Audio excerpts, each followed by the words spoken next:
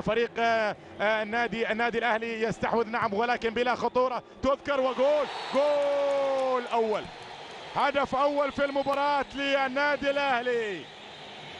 اخيرا سجل النادي الاهلي، والكره القويه الملعوبه من خارج منطقه الجزاء تستقر اخيرا في شباك نادي الوحده، وبالتالي يقلص الفارق ويتقدم الآن. شايف هذه الكرة كانت موجودة، المحاولة كانت قوية من مارسينيو، ولكن المتابعة كانت بعد ذلك، المتابعة كانت من مين؟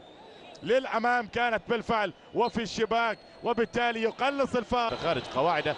لكن اليوم حتى الآن الأمور لا زالت، وكرة موجودة وخطيرة، وعماد الحوسني يعود النادي الأهلي، يعود النادي الأهلي عن طريق العماني عماد الحوسني، عودة من الباب الكبير لفريق النادي الأهلي في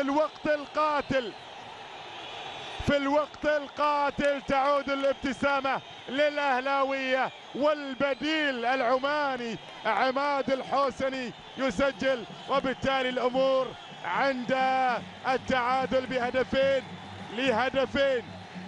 شوط ثاني مجنون بالفعل، يتلاعب بأعصاب الكل، ويتقدم الوحدة بهدفين نظيفين، ولكن عودة قلعة الكؤوس. شوف العماني استقبال الكرة، بعد ذلك المتابعة سليمة والنهاية سليمة. المدافع